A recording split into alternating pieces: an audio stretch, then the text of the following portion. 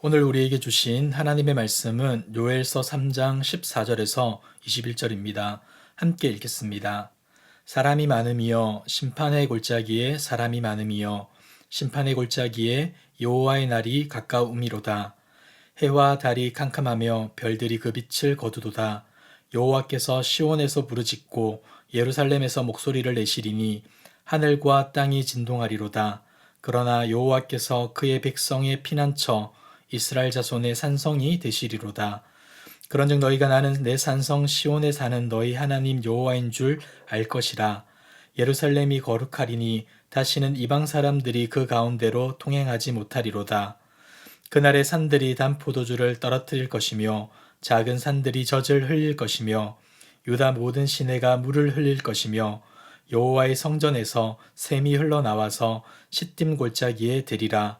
그러나 이굽은 항무지가 되겠고 에돔은 황무한 들이 되리니 이는 그들이 유다 자손에게 포악을 행하여 무죄한 피를 그 땅에서 흘렸음이니라. 유다는 영원히 있겠고 예루살렘은 대대로 있으리라. 내가 전에는 그들의 피 흘림 당한 것을 갚아주지 아니하였거니와 이제는 갚아주리니 이는 여호와께서 시온에 거하심이니라. 아멘.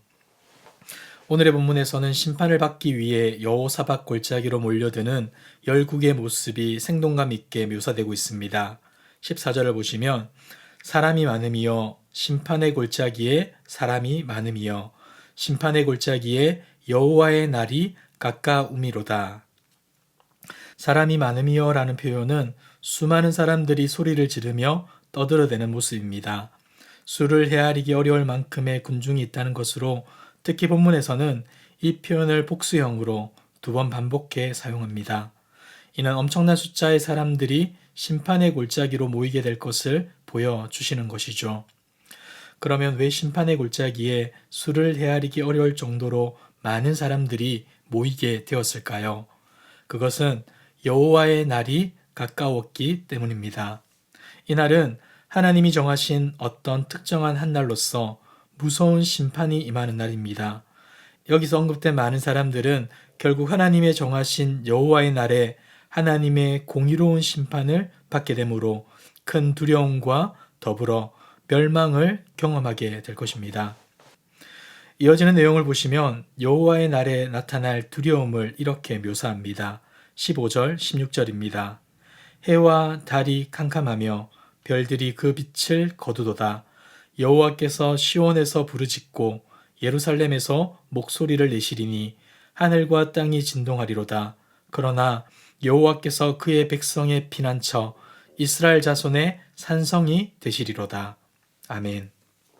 먼저는 해와 달이 캄캄하게 되며 하늘의 별들이 그 빛을 잃게 됩니다.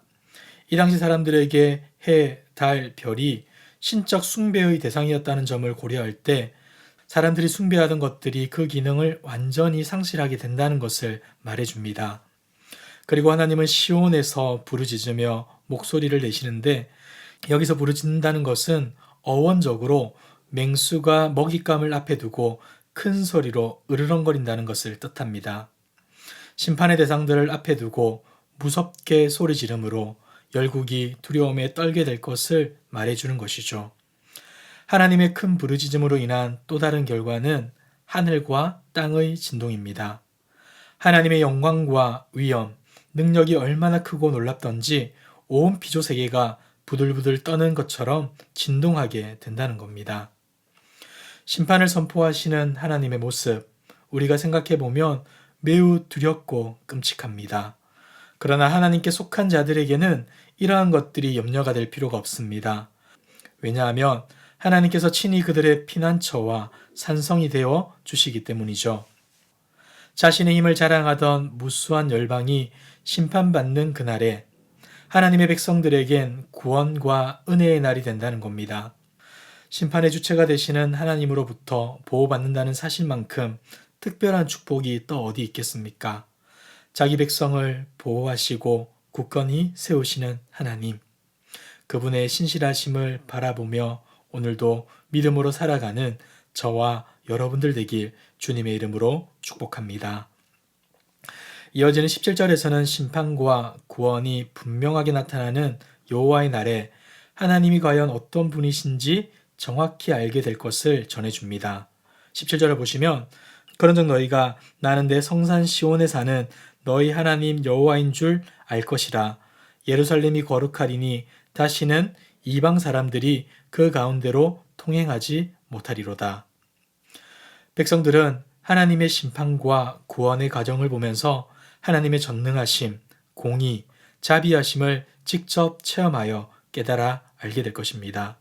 하지만 하나님과 그의 백성을 대적한 세력들은 하나님이 계신 영광스럽고 거룩한 곳에 얼씬도 할 수 없게 되는 것이죠. 18절을 보시면 열방의 심판이 이루어지는 그날 하나님의 백성들에게는 적과 꿀이 흐르는 땅의 축복과 회복을 누리게 되는 또 다른 측면의 여호와의 날이 시작됨을 알려줍니다. 회복을 위한 하나님의 적극적인 개입이 시작되자 백성들은 하나님께로부터 흘러나오는 생명력으로 인해 에덴 동산과 같은 상황을 다시 한번 경험하게 되고 심판으로 제사를 드릴 수 없었던 장소가 하나님의 축복으로 인하여 기근이 해소되고 생명력이 흘러나오는 장소가 된다는 겁니다. 본문에 시띵 골짜기라는 단어가 나오는데 이것은 아카시아 골짜기로도 해석이 가능합니다. 아카시아가 자라는 건조한 지역에서도 물이 풍부하게 흘러넘쳐 풍성한 수확을 기대할 수 있게 됨을 강조한 표현이죠. 성전에서 흘러나오는 물로 농작물이 풍요해진다는 것 또한 언약의 백성들에게 임할 축복을 상징하는 것입니다. 그러나 이와는 대조적으로 언약 백성의 대표적인 대적 애굽과 에돔은 황폐하게 되고 맙니다. 풍요로운 들을 갖추어 각종 산물의 풍성한 생산력을 자랑해왔던 그들의 땅이 황무지로 변하게 된다는 것이죠. 왜냐하면 그들은 이스라엘의 고통과 환란을 기뻐했을 뿐만 아니라 그들의 어려움을 기회로 삼아 도망가는 백성들을 무자비하게 살해했기 때문입니다. 하나님은 자기 백성을 괴롭혀온 이들의 죄를 관가하지 않으시고 공의로 심판하십니다. 수많은 대적들은 영원히 황폐케 됨을 면치 못하지만 하나님의 백성, 하나님의 나라는 영원히 견고하게 서게 될 것입니다. 20절에서 유다는 영원히 있겠고 예루살렘은 대대로 있으리라 이렇게 말씀합니다. 그런데 이것이 가능한 이유는 무엇이겠습니까? 21절에서는 이렇게 밝혀줍니다.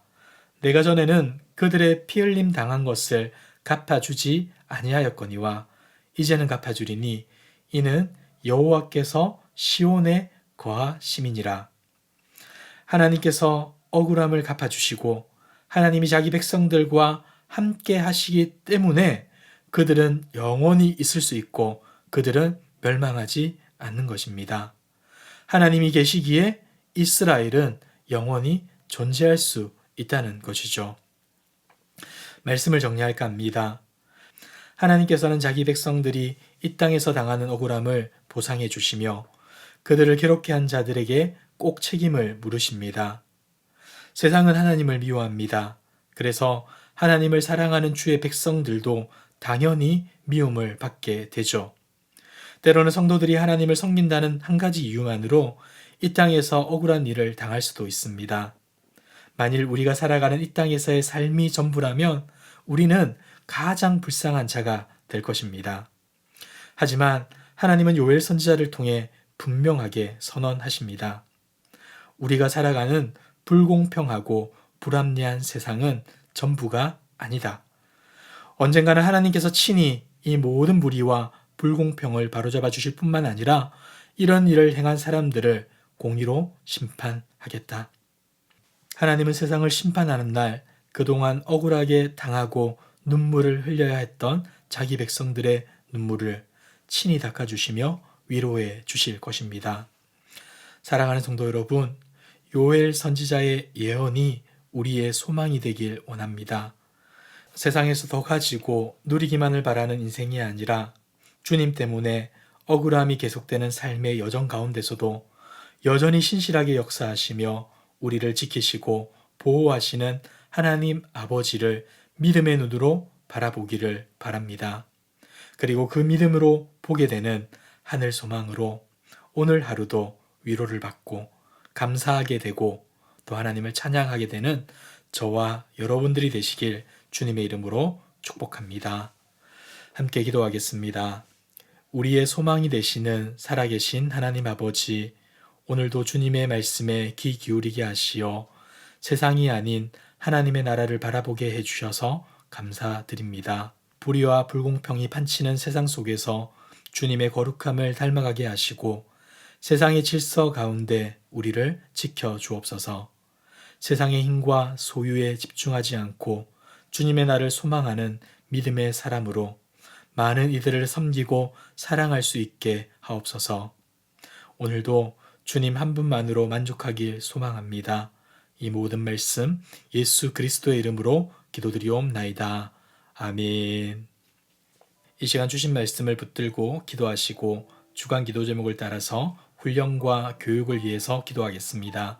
그리고 예결산을 위한 공동의회를 앞두고 주님께서 우리 교회를 불쌍히 여겨주시도록 거룩하고 건강한 공동체로 세워지도록 기도해 주십시오. 그리고 코로나19 공동기도문으로 함께 기도하겠습니다.